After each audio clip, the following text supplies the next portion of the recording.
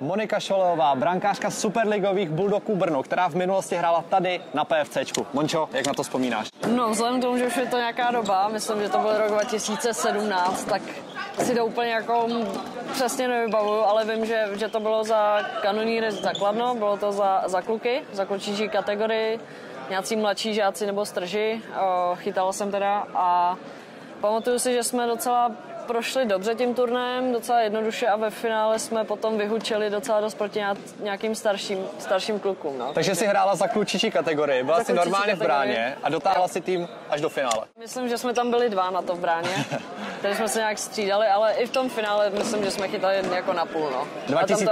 A tam to asi bylo jedno, protože jsme docela dostali jako nálož. OK, 2017 to byl první ročník PFCčka, teď je to velký turnaj. Jaký to byl turnaj v roce 2017? Ale upřímně nevím, ale určitě to finále na tom Unipu byl pro mě jako pro dítě jako zážitek. Jako na velký hale, na velkém hřišti, před diváky, před tribunama, takže asi jo, byl to zážitek.